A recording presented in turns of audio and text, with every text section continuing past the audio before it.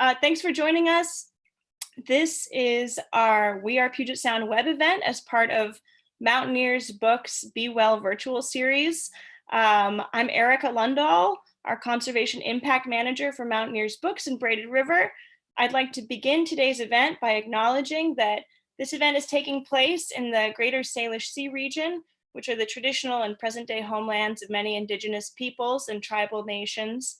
We acknowledge the place-based knowledge of these people and are grateful for their ancestral and current stewardship of these lands. If you're not familiar with Mountaineers Books, we're a nonprofit publisher of books about the outdoors, stewardship, and sustainability, and Braided River is our conservation imprint, which uses the power of beautiful images to publish photography books and create multimedia advocacy campaigns like our We Are Puget Sound campaign to draw attention to critically endangered ecosystems in North America. We work in concert with conservation photographers, writers, grassroots organizations like our three partners here today to build greater public awareness and find collaborative solutions to preserve our public lands and the wild places that we love. Today's presentation is Rain Gardens for People, Salmon, and Orcas with author and master rain gardener Sophia Pastor, Mindy Roberts, a contributor to We Are Puget Sound, Discovering and Recovering the Salish Sea, and director of the People for Puget Sound program at Washington Environmental Council, and Aaron Clark, director of strategic partnerships at Stewardship Partners. Thank you so much to our partners, Farmer Frog, Stewardship Partners, and Washington Environmental Council. These are three nonprofits and organizations who are all doing tremendous work in our community, and I encourage you to check them out. Our program today will last about 45 minutes with a Q&A at the end.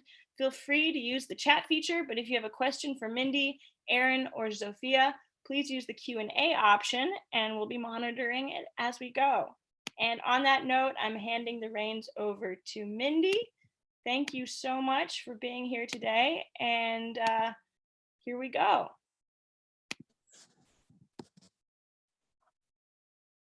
All right, thank you, Erica. And I think your video ended up coming up on my computer because I've got the slideshow going. So it all looks good. Hello, everyone. My name is Mindy Roberts, and I lead the Puget Sound program for Washington Environmental Council. And Erica, I think you can go ahead and just turn off my video for now so folks can focus on the slides. We're really glad to have you tuning in. Maybe it's live on YouTube or maybe at a later time, more convenient for your schedules. Right now, we realize people are feeling uncertain, maybe facing some tough challenges, impacts to people, and maybe to your livelihoods as well. And I don't know about you, but even after weeks and months of living in this particularly strange world right now, it just still feels a little bit unsettled.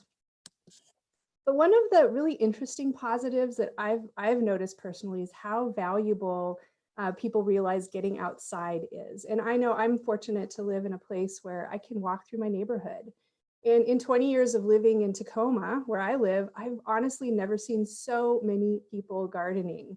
The seed racks have been absolutely cleaned out at stores. New vegetable starts have never looked so promising. And I think many of us are really realizing just how important simply being outside is for our physical health and for our mental well-being as well. And lots of people are getting their hands dirty right now gardening, both to relieve stress and maybe grow some food, either for yourself or for others as well. Today, we want to introduce you to a different type of gardening altogether. That's rain gardening.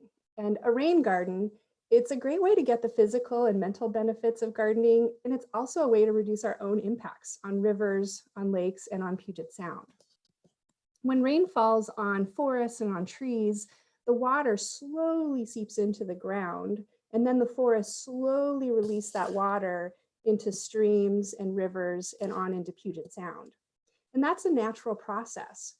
What's different though, when it rains on streets or maybe roofs or other hard surfaces, that rainwater runs off really quickly and it picks up pollution as it goes.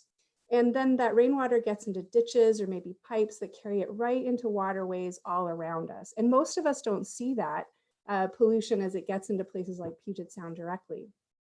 And unfortunately, stormwater runoff from developed areas is the biggest source of toxic pollution to Puget Sound.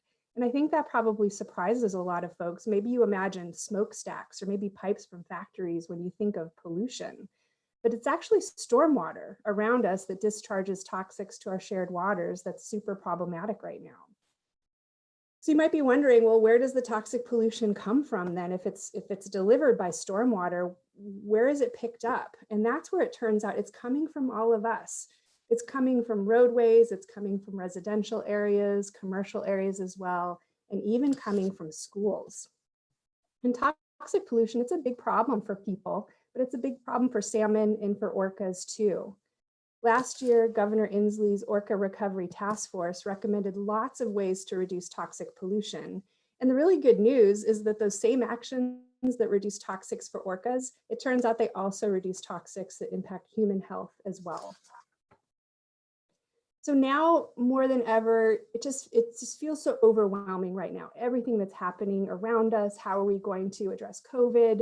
What are all the concerns that we have right now? But we also think that it's a really amazing opportunity for us to think about how we're going to do things better. How do we set ourselves and our region really on a better path for future generations?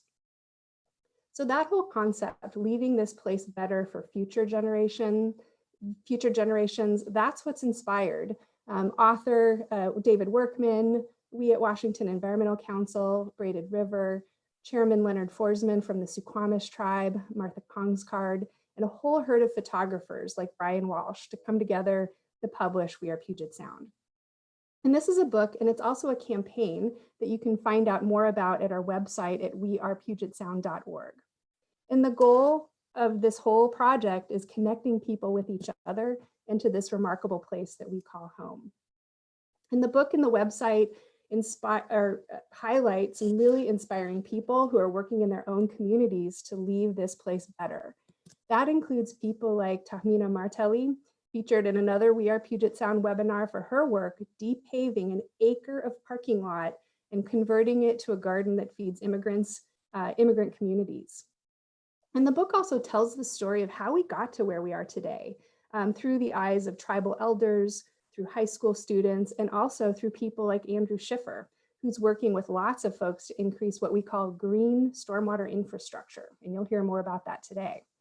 And that reduces our impacts from development so that we all have cleaner water. The We Are Puget Sound campaign features 10 actions you can take to do your part in getting us all on a better path. And we're featuring one of those actions today, which is reducing your own impacts. Now, there are lots of ways to do this and lots of great resources to consider out there, but we're actually doing a big one already, which is reducing vehicle miles traveled. That's out of necessity to protect public health for everyone. But another way is to help build a rain garden. So if you live in a house with a yard, you can route stormwater or rainwater that comes off of your roof or maybe your driveway into a rain garden, where the plants in the soil clean up any toxics that the rain picks up. So remember, I mentioned at the beginning how forests do that naturally like a sponge. They clean rainwater and they release it slowly. Well, that's what a rain garden does. It's a form of green, so think of forests, green stormwater infrastructure. Our panelists today are going to tell you a little bit more about why they're important and also how you can build one yourself. We also realize that not everyone lives in a single family house. So what can you do in your community if you don't have one? New programs are launching around the Sound to install rain gardens at public schools, churches, public parks, all sorts of programs. This particular picture is from one that happens to be near me at Sherman Elementary School, which installed a rain garden to clean stormwater coming off of their school grounds. And they maintain it through a program called Orcas Love Rain Gardens. Last year, I went to a Tacoma City Council meeting where the Sherman Elementary School students all shared with their elected officials why they think rain gardens are important and why it's important to save orcas. And I've got to tell you, they made very compelling testimony to their elected officials. So rain gardens, we think of as they're public amenities. They help people, they help salmon, and they help orcas by reducing toxic pollution at the local level. And this is where if we all help install more rain gardens, those actions add up and will help clean up our rivers, Puget Sound, as well as communities that rely on the Sound for food. So please take a few moments to visit our website. Under Take Action, you'll see more detailed resources to help you do more with rain gardens in your own community. And please join us on social media. And something we'll be talking about throughout the presentation is Mountaineers Books is offering a 25% discount right now, not just on the book We Are Puget Sound, but through all of that with the code TIMETOREAD. So we really appreciate Mountaineers Books and that contribution. So today, we want to introduce you to two new people. They're not in the book, but they should have been, who are helping folks like you learn. They're helping folks like you learn how to look at your own property and public areas nearby with a new eye. So that's what Aaron Clark's goal today is. He wants you to learn more about natural hydrology, and maybe that's a word you're going to learn today. And next, Zsofia Pastor will share how she sees this really strange time right now as an opportunity to think about how we think about communities and really making plans to improve habitat. So you're going to hear from both of them in turn, and then you're going to have a chance to ask questions. So you should see a Q&A box at the bottom of your Zoom panel. Be typing questions in there for all of us, really. For Aaron, he's giving his presentation in a moment. And after Aaron speaks and Zsofia as well, you'll have a chance to ask them questions. After that, we're going to wrap up with coming back to this on more resources for you to consider. So our first panelist right now is Aaron Clark from Stewardship Partners. Aaron is an environmental scientist who conducts, communicates, and applies scientific research for the support of healthy, functioning ecosystems. As the Director of Strategic Partnerships, he builds an interdisciplinary network between communities, policymakers, businesses, architects, engineers, and planners. So clearly you've got your work cut out for you, Aaron. Aaron received a bachelor's degree in biology from Reed College and a PhD in biology from the University of Washington. And he's driven by a belief in the positive impact that humans can and do have on the environment through restoration and stewardship. And right now in the COVID era, Aaron is spending his time in his rain garden or victory garden whenever he's not on a web call and pursuing the perfect virtual background the other 18 hours of the day. Welcome, Aaron. Thank you, Mindy. It's great to be here with you all today, and great to see so many friendly names on the attendees list. Hi. So yeah, as Mindy said, you know, this is a weird time. I feel it, and I haven't talked to a single person who doesn't just feel unsettled and ungrounded and uncertain about just virtually everything in our lives. But it's also an amazing time for people to reconnect with place, with our sense of home, with our environment. And that is something that I am doing a lot of, and it's huge for our mental health and our physical health as well. So I'm really excited to just share with you what rain gardens are and how they can be a part of this, and to transition to one of my favorite people, Zsofia Pastor after me, who's really taught me quite a bit of what I know in this world as well. So I like to think in this time, especially, you know, rain gardens really are the new victory garden. This is how we are going to turn the tide on this polluted runoff, and not just that one problem. And I'll talk about that. So let's see, I think Mindy, you're advancing slides for me. So just go ahead and kind of advance at will. I have 2 title slides just because what the heck, why not? You can go for another one. And I just wanted to put in a few quick words about Stewardship Partners, the small but mighty nonprofit that I have the pleasure and privilege to work for. Really, you know, we do this rain garden work as a part of a bigger landscape of collaborative strategies that we engage with in partnership with landowners and community members across the whole Puget Sound region. So with agricultural landowners and farmers, we offer certification of their property under the Salmon Safe Eco label. We help them with hands-on environmental stewardship and volunteer projects, tree plantings, and riparian buffers, which are really kind of a rural version of a rain garden at a large scale. But then we take that same strategy into the urban center with rain gardens and green infrastructure, which is what I'll be focusing on. Next slide. So I always like to start this conversation with, you know, where were we and where are we now, and how does the whole, how does the problem fit in a whole systems context? So think of this slide as sort of an image of where we used to be, what this entire landscape in the Pacific Northwest, in the Puget Sound Basin in particular, looked like if you looked at it in cross section. And it was a forest, it was soils, trees, there were people here, to be sure, but their footprint was relatively light. Trees, water, fish. Go ahead and start advancing. So when it would rain on this landscape, the way that the water moved through the landscape looked something like this. The water would land in the trees, it would begin to trickle down, it would begin to evaporate up and evapotranspire out of the trees, and it would work its way eventually through the duff, the forest soils, into the soil. And once it got into the soil, it had to move through layers and layers of living and decomposing materials before it ever made it to a water body. So this process would take time.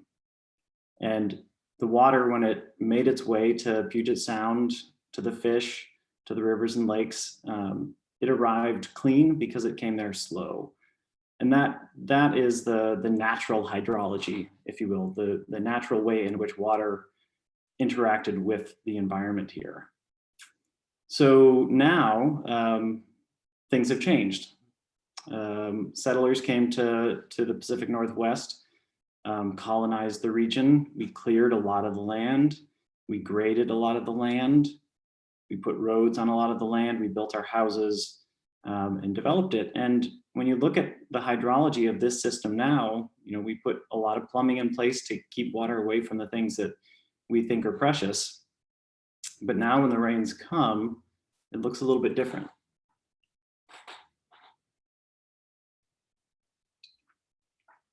And it's a big problem. As Mindy alluded to, stormwater pollution, this polluted runoff, this water that's running off of our built environments, off of our native landscapes, our unnatural landscapes, it's the single largest source of pollution for the entire Puget Sound. And not just Puget Sound, really every urban water body around the world faces the same problem. So it's a big problem. It is quite likely the biggest water quality problem that we have in the entire world. So does it have to be that way is really where I like to take this conversation. Yeah, we don't want flooded basements. We don't want to take the roofs off of our houses. But is there an alternative? So keep advancing here. So Mindy also alluded to the fact that this pollution, even though it's the biggest source of pollution in Puget Sound, is totally invisible, out of sight, out of mind. You have to look really hard to find it. But as we advance through these slides, you can just see that when you do look for it, it's actually pretty ugly. I'll pause here for what the systems actually look like. And I won't go into detail, but the way that water moves through our modern developed built environments, there's two different systems. The net result is bad, frankly, either way. I totally stole this image off of the Inspire Green website. I don't know the company, I don't know what they do, but that's who created this. I want to give credit where credit is due. The only edit I would make to this image that describes separated sewers and combined sewers is that one little blue line that's going from stormwater runoff into the river, and it stays blue and it looks clean. But as we just saw, that actually is not really the case. So go ahead and advance. It's really not blue, it's really not clean. It actually looks more like this. And as we sort of look at the cascade of what these impacts are, and we look at the different ways in which stormwater or polluted runoff affect our landscape, you can go underwater and see a lot of these outfalls because they really are, very well hidden, not intentionally, but just, nobody wanted to see it. And there is just a tremendous amount of research now. Give a lot of credit to Washington State University and the Washington Stormwater Center. Folks there have been really, uncovering the fact that this urban runoff directly and quickly kills salmon, especially our coho salmon. They're extremely susceptible to polluted runoff and can die within hours of exposure. And the worst part, these salmon are coming back to these streams. They've lived this entire life cycle, this incredibly elaborate, marathon race, surviving hell and high water, literally, to get back. And then, inches from the finish line of this marathon, die with eggs in their bellies, and fail to finish the job of reproduction and keeping the species alive, because of this polluted runoff. And when you take that up another level, that's killing the orcas. The orcas do not have enough to eat. They are literally starving to death, which has, major impacts for cultural, social, ethical, environmental factors. So I think we're all pretty well aware of how big of a deal that is, what a huge loss we are potentially faced with in our region. So we take it quite seriously and need to. So now I come back to this question: is the way that we've built our infrastructure the right way? And is single purpose infrastructure, a pipe that takes water away from your property and takes it to somewhere else, makes it somebody else's problem downstream, is it good enough? I mean, if you think about the phone, no. What do you have in your pocket or sitting on the table next to you? Probably looks something more like in the next slide. It is not really a phone. It's really a camera. It's a computer. Some of you are probably watching this this webinar on it. It's a video machine. It's all those things. And I'm not getting any kickbacks for this. This is just the way that technology works, the way that infrastructure works. None of us are satisfied in our own lives with single purpose tools anymore. Everything has to multitask. So apply that to our landscape. Take this kind of infrastructure and think about what it could look like, or how could it work better. Multi-purpose infrastructure, or green infrastructure, is a big focus of what we work on. And some examples include rain gardens, bioswales, but even just urban trees, urban tree cover. We've got cool things like porous pavements, and also just soil building technology, if you want to call it technology, just strategies to make things work, make our cities work more like a forest. Next slide. And in real life, this is the kind of infrastructure that I envision. Some of you might see a garden, some of you might see a path, some of you might see pollinator habitat, some of you might see oxygen machines. It's all those things. Next slide. So if you apply that concept to that same diagram of before and just start plunking down natural systems and letting them do the function of managing water the way that they always used to, we can get this built environment where now when it rains, the water goes through green roofs or rain gardens, is allowed to soak into healthy soils, is allowed to evaporate off of the canopy of trees. We can get the water moving back through our built environments in a way that's much more similar to the way it did when it was a forest. And that is slower and cleaner and really better for all of us, people, salmon, and orcas alike. And everybody ends up happy. So that is green infrastructure. And there's one more point I want you to notice as we scroll through these next couple of slides. That infrastructure that we're talking about is really different than traditional single purpose infrastructure in one other way. And that's the fact that it's alive and it grows. And because it grows, it has the ability to actually function better over time. The West Seattle Bridge, certainly not functioning better over time. Most of our pipes, never seen one that actually functions better over time. I've never seen a road that functions better over time. Trees, they function better with time. So what does that mean for us? What does that mean in terms of green infrastructure? Well, we've got a lot of tools. I mentioned a bunch of them before. Next slide. And I really want us to think about, all of us to really think about, how does this affect what we're going to do as we start to recover and rebuild our country, our economy, and our infrastructure in the COVID era. There is a huge stimulus movement coming, and it's it can't just look like rebuilding the same crap that failed in the past. And I want to give a nod to my friend Bobby Cochran, who put it in those terms yesterday on a webinar that we were doing as part of our Green Infrastructure Summit, which is a series that'll roll on, and I'll send you guys all links later. But we really cannot afford to build more infrastructure that doesn't do as many things as it needs to. When we rebuild, we really need to rebuild and rethink how we rebuild this country and our region in particular. And what does that look like? Well, we have a lot of these technologies. Next slide.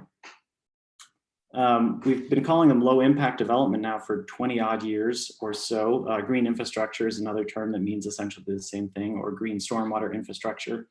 And we've got acronyms for all of those things, don't you worry. But really it's all the same stuff.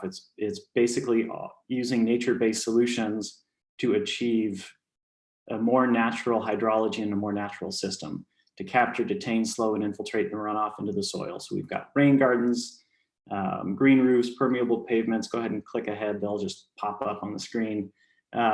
Cisterns are actually a really cool tool too, where we can, through our control orifices and, let a little water out during the winter, all winter long.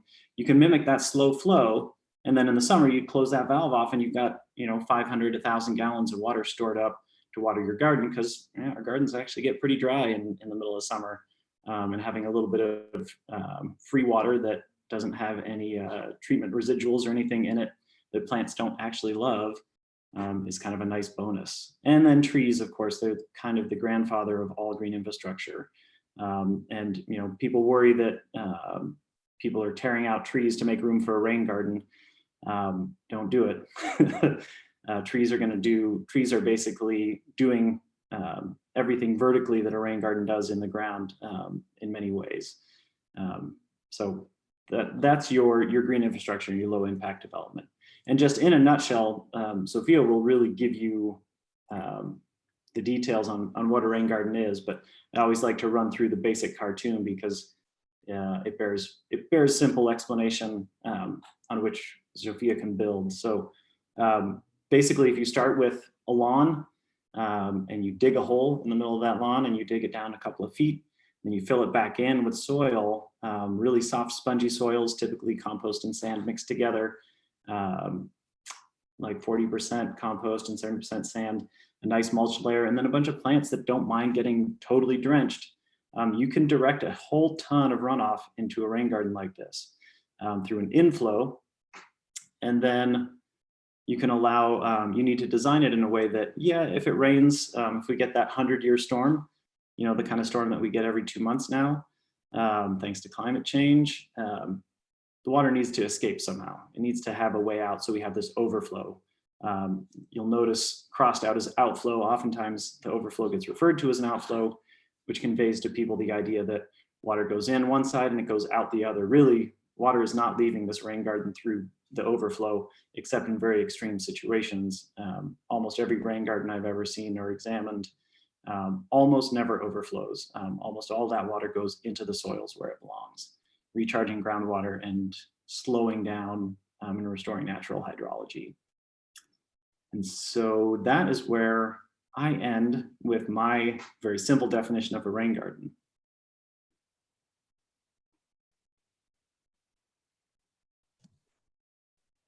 Great, thank you so much, Erin. Lots to think about there, some great imagery, and always thinking about ways of doing better, I think is a good place to be right now. Don't forget to use the Q&A box at the bottom to send your questions in for Erin. And so now that we know a little bit about what rain gardens are and what they do, let's find out how to start one. To help us with that, we would like to introduce Zsofia Pastor, one of the founders and executive directors of the nonprofit organization Farmer Frog. She teaches restoration horticulture, urban agriculture, aquaponics, and low impact development at several local colleges and abroad. She trains professionals about sustainable site management, small scale integrated agriculture, community development, and natural resource conservation. Zsofia is a TEDx presenter, author of the book Rain Gardens for the Pacific Northwest, and an award-winning landscape designer. And fun fact, She loves to cook. Over to you, Zsofia. Thank you so much, Mindy. We are in a really interesting time right now with the COVID virus and quarantine. So as we were talking with the team, what to focus on in our rain garden conversation, I kept thinking about giving some opportunities for people who are finding themselves staying at home with some extra time on hand to actually get going with some of the steps and processes for the rain garden that they might end up having. So if you are intrigued by what you hear today, we really recommend that you seek out some of the or all of the resources that will be shared with you as we conclude the event, the webinar. You see on the screen an image of a rain garden, and this shows you what it looks like when it's done, it's finished. Aaron hinted at how deep it can be 2 or even more feet deep, filled with a specific spongy soil mix, which can be 40-60%, 40% compost, 60 sand, or 30-70%, however you end up with. We'll talk a little bit more about that in just a second. But the end result is actually really a nice shallow dip, and not a giant crater in your yard. So that's something to keep in mind when you're thinking about rain garden and how will I relate to standing water in my yard. You shouldn't have a lot of standing water in your yard. Mindy, next slide, please.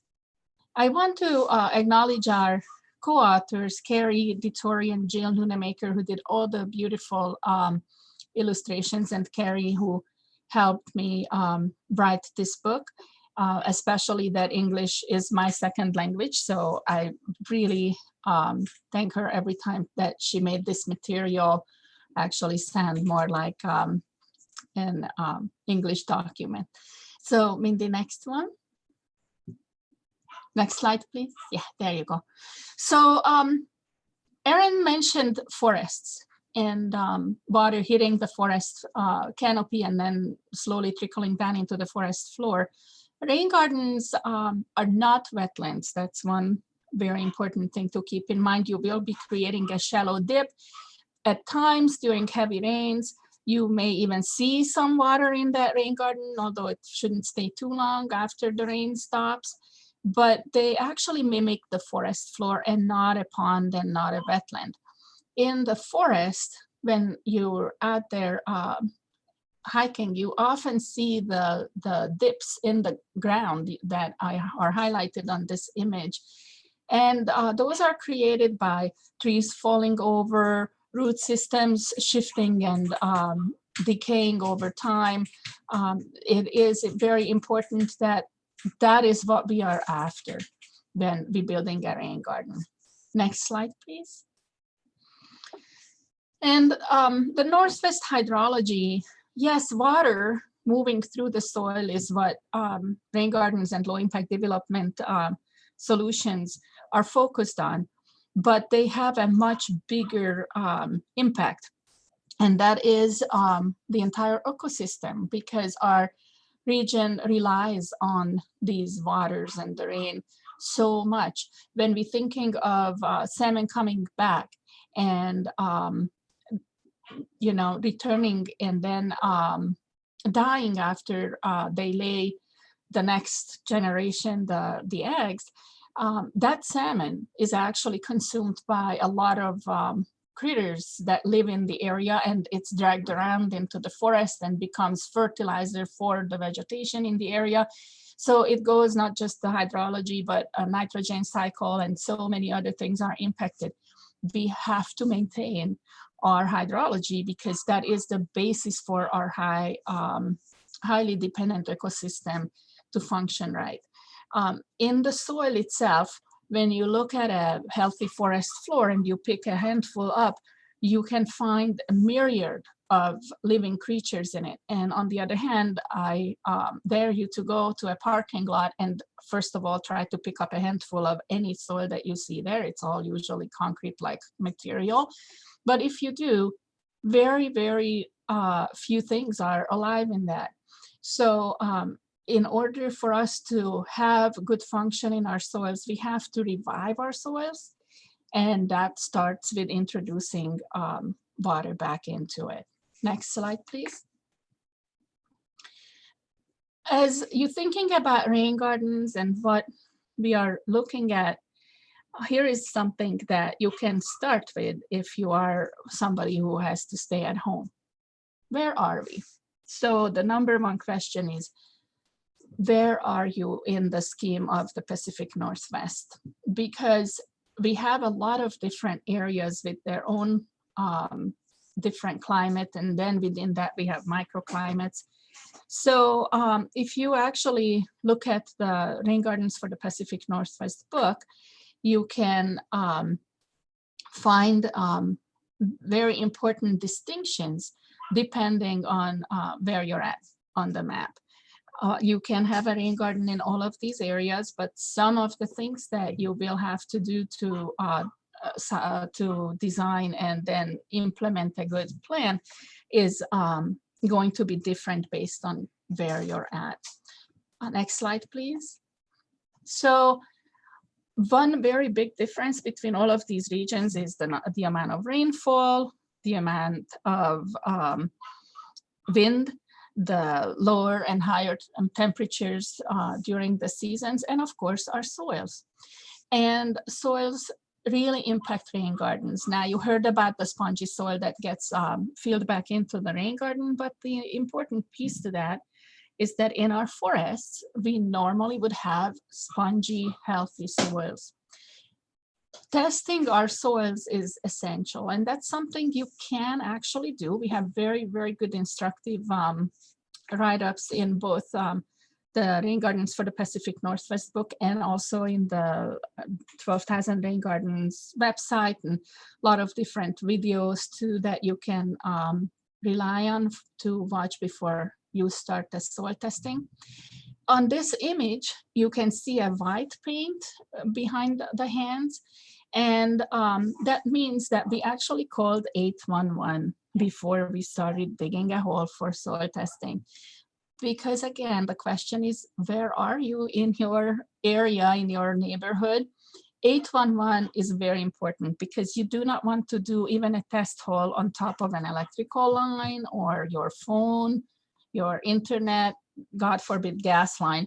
It can get pretty busy very quickly for your emergency services if you do that. So 811 should be the number one step. And then when you know where your utilities are, you can start thinking about where to do some test holes for your soil. Next picture. And record everything.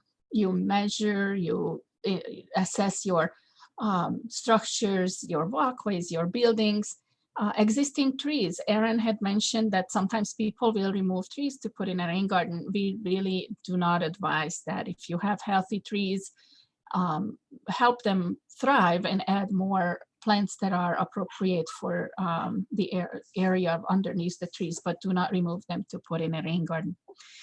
So these are steps that can keep you fairly busy actually in quarantine, and it's a really good experience if you are one who is homeschooling right now because of the situation we are all in. This could not be a better STEM activity actually. Kids love it. They get very, very excited when they learn about rain gardens, soils. They can do all kinds of experiments looking at your garden and even help you with the site assessment and the design process. Next slide, please.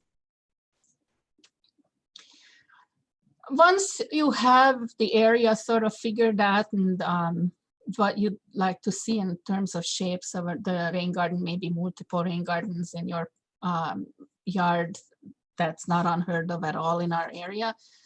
You can think of plants. It's not a a bad idea to start exploring.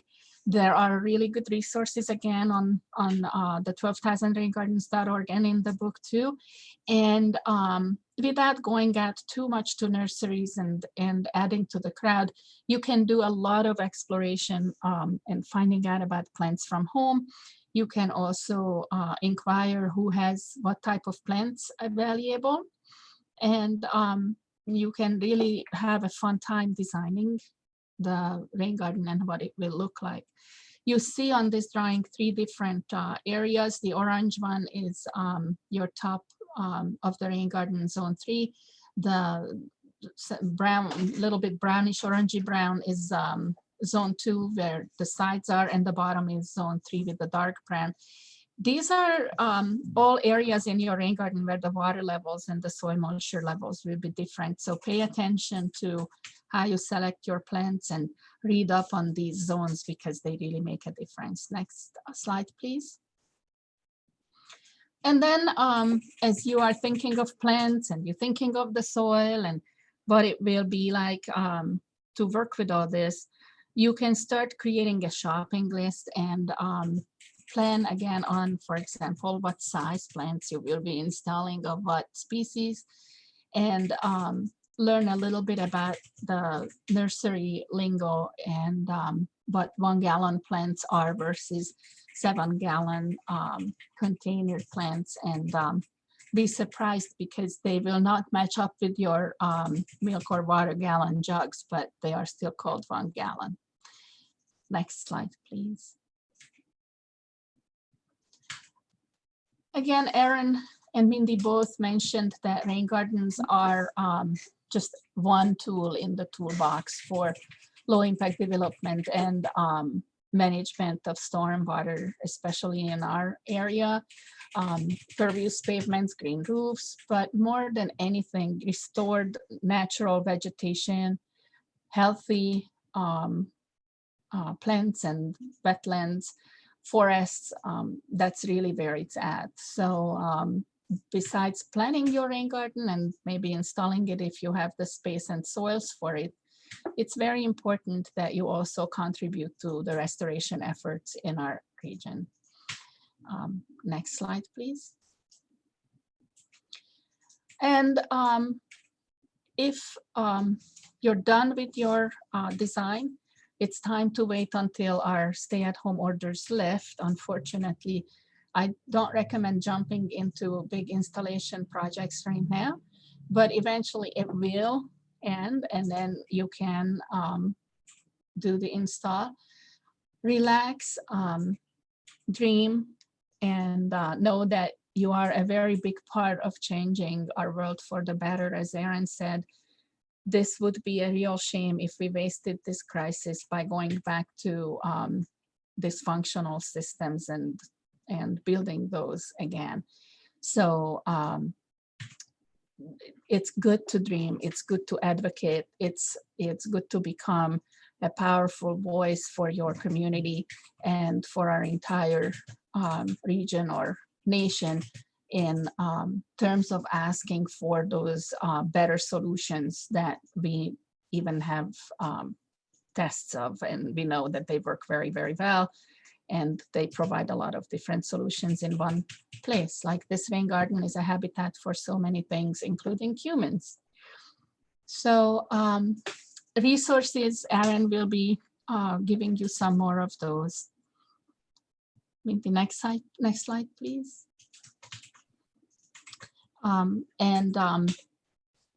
You want to think about this as you relax out there. These are very good questions to ask yourself and answer. Hi, Aaron. Hi. Thanks, Sophia. I always love those beautiful illustrations of the landscape. Great way to look at things. Yeah, so when I think it's true, this is a really great time to look at whatever place you have access to. If you have a yard and you're thinking about a rain garden yourself or any kind of green infrastructure, start by taking a step back and just think about what's here, what's doing a lot of good work already? What do I want to make sure persists? And then what are the opportunities? And, looking at your own site in terms of, you got a property line or whatever, that's one limitation, but I actually encourage you to think beyond that as well. There are some amazing examples that have been coming out. My favorite one in the Fremont neighborhood, a developer wanted to build a new building and wanted to do some rain gardens and treat his own runoff.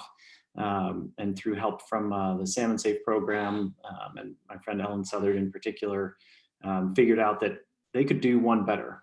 They could actually take the nastiest runoff in the neighborhood, take what was coming off of the Aurora Bridge and was going straight into the ship canal, right into Salmon Bay, where it was going to kill fish and is killing fish. They could take that water and clean that instead of the relatively clean runoff coming off their roofs. Those kinds of opportunities are, game changers in terms of thinking about how our landscape works and can work better. So the right project in the right place, it's a big toolbox. There are a lot of things in here. So think about that and don't be afraid to ask for help. That's what Stewardship Partners is here for. That's what the 12,000 Rain Garden campaign is for. And there's a lot of other partners, including WEC and Farmer Frog, the conservation districts in your neighborhood, your master gardeners. Every county has these programs and they're there to help. So don't feel like you have to do this alone. There are actually great supports for you. Next slide. 12,000 Rain Gardens is a great place to start. 12,000raingardens.org will get you to a resource library and connections to social media tools, schedules of events, and links to all sorts of other things. Next slide.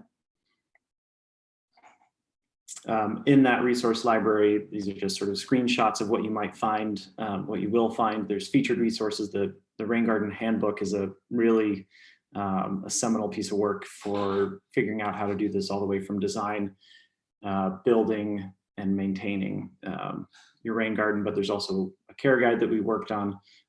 Great videos, that polluted puddles video. I'm a little biased, my kids are in it, so it's awesome. But oh yeah, I'm in it too. But it's a great video and there's all kinds of things there. Several hundreds of documents and videos and web pages and photographs to get your ideas spinning. Next slide. I have to, I don't like to plug specific social media platforms, but there are so many good visual images to get the creative juices flowing that I've been just grabbing from Pinterest for years now. So, how you move water from one place to another is one of my favorite subjects. People spend thousands of dollars to make fountains and things in their yards. And then they spend $10 with a crappy looking gutter going into a pipe underground where it cracks and floods your basement. I just don't understand why we're not playing with the rainwater, giving ourselves reasons to go out and celebrate our greatest resource that we have here in the Northwest, abundant, clean, fresh water. But yeah, there are all sorts of different boards there that you can find ideas for rain gardens, ideas for cisterns and rain catchment systems, permeable pavement styles and design ideas, educational resources too. Next slide. But it comes down to money. Incentives are really the biggest thing that we've been able to do, the biggest tool that we've been able to leverage to get people to build rain gardens, because it's not free. It's not, my little sketch made it look super easy, but it's not. It takes work. And so, we have an incentive page on 12,000 Rain Gardens that is a clearinghouse for all the different programs around Puget Sound.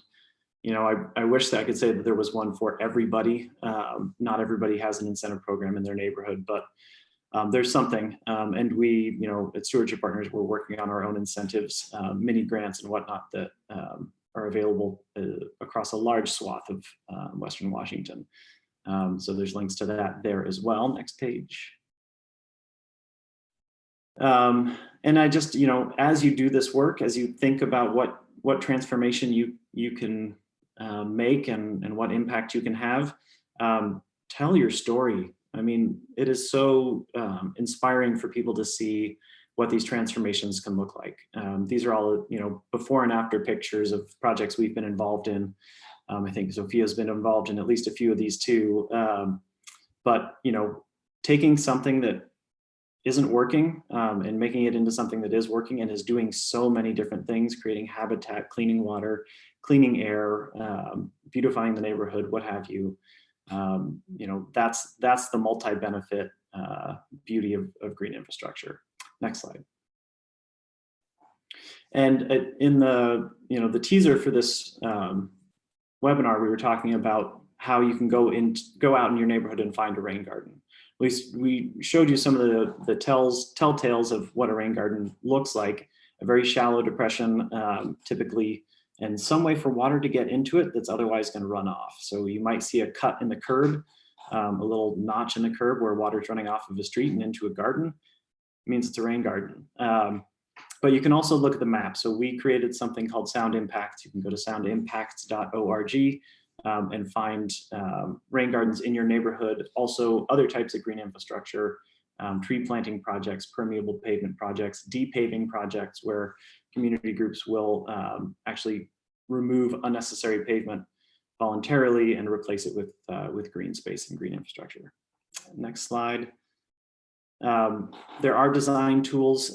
This site planning worksheet is something that we worked up for a workshop with the Seattle Architecture Foundation a year ago or so. It's a really fun way to get started. The tools on your smartphone can help you look at your property from space as well, measure things and all that kind of stuff.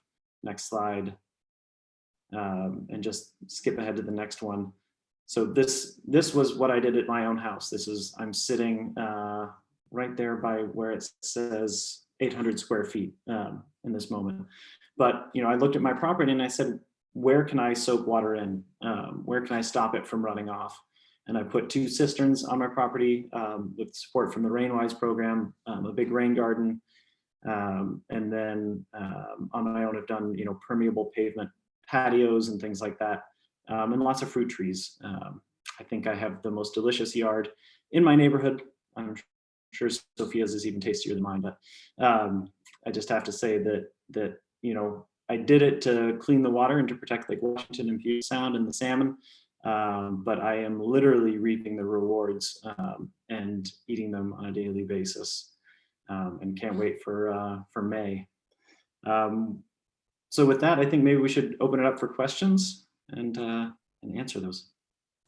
Great, thank you very much, Aaron. I love the idea, just kind of reiterating the same solutions work for people, for salmon and for orcas as well.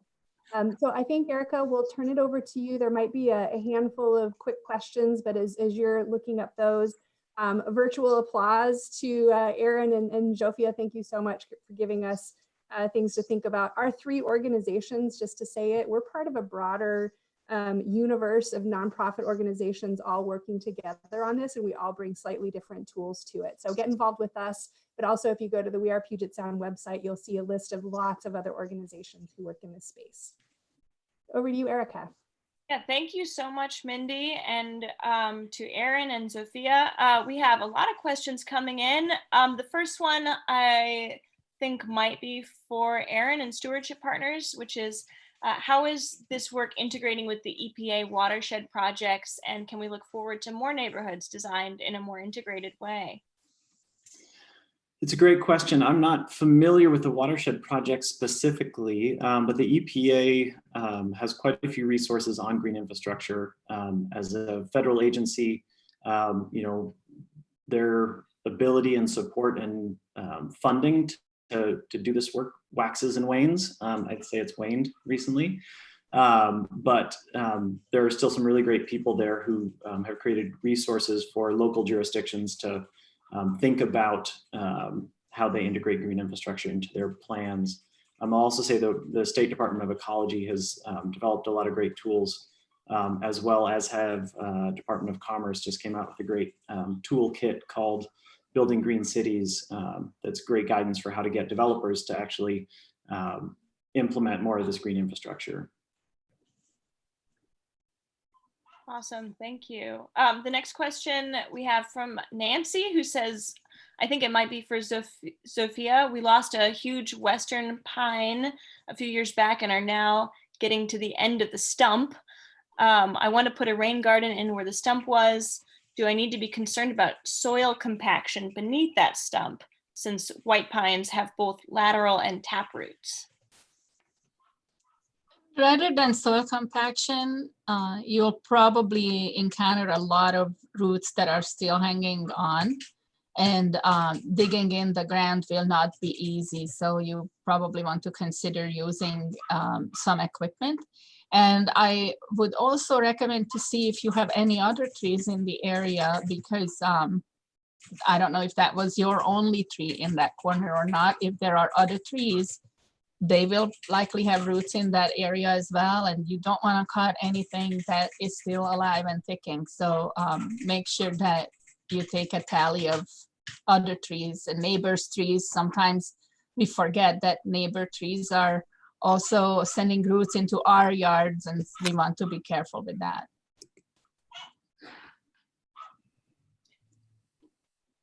We have a question from Jody saying, is it wise to implement a rain garden on the upland side of a house that has a basement? Yeah, well, it depends. You might actually be needing some different permits if you are on an area that's considered steep slope, critical area. So you want to check that with your jurisdiction. If the slope is in fact more than 15% steep, then it will require more design in how to do it than just a simple do-it-yourself project. So you might want to talk to a professional about it. And the best resource I can tell you is just really use the 12,000 Rain Gardens site, the handbook from WSU, and Rain Gardens for the Pacific Northwest book. We all three of these resources are talking some about slopes, so that might be a little bit more complicated than just putting one in. We have a question from Karen saying, can rain gardens, maybe partially answer this, be built into a hill? They have a 20-foot drop and they'd like to have one through a drainage into a ditch.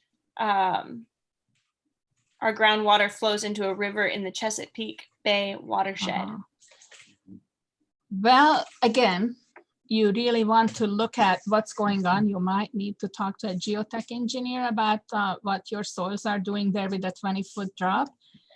Sometimes if we infiltrate water on steep slopes, we actually can destabilize those slopes and lead to landslides. So in our area, around steep slopes, it's really recommended, and most jurisdictions require, that we keep rain gardens at least 100 foot back from the top of that slope.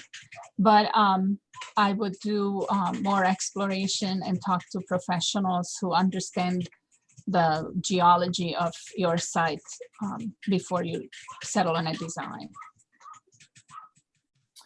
Someone else has got a question. How much do rain gardens usually cost?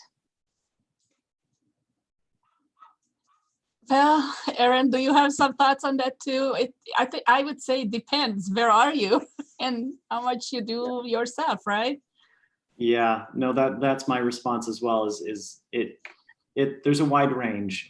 We've seen everything from, $20 worth of plants and a case of beer and a bunch of good neighbors. The beer comes after you're done with the project, not before, or else you get a really bad rain garden. Lots of masks right now. Right, and masks. Right now, yeah, the getting a group together to do it.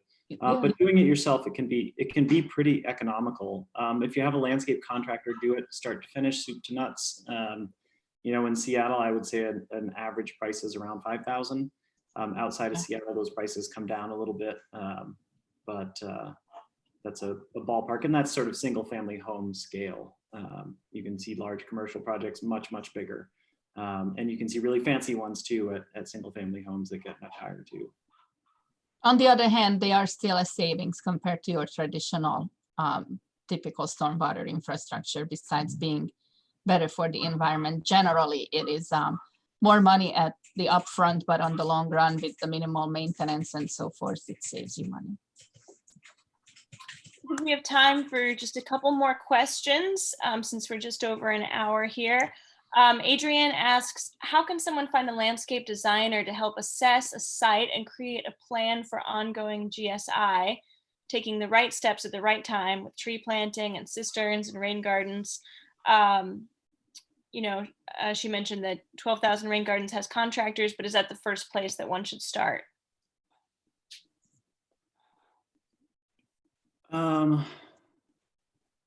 Sorry, I was writing a response to another question as you were talking. 12,000 Rain Gardens is a good place to start, and that was from Adrienne, right? Adrienne, we love you. You've also written a great book, Turning Homeward, that was part of another book release event, and we'd love to help you out. Landscape contractors oftentimes are a good place to start if you're single family home scale, because they design and build, and having that building expertise as well in the design is always really helpful. But there are landscape architects that specialize in the design and can offer you a design as well. And you can contact us at Stewardship Partners, and we can talk through what that process might look like for you and what might be the best choice. Okay, we have another question asking for a friend from Catherine. Do people need to worry about contaminated soil in their rain gardens because they are filtering pollution? That's a question we often get. And what we can tell you is that the first rain garden was installed in Prince George County in 1990. And they still haven't changed the soil out because of pollution. In an industrial setting, where you have really heavily polluted runoff, maybe loaded with some ingredients that are not easy to break down, a lot of drippings from cars and vehicles and all that, it sometimes can become an issue.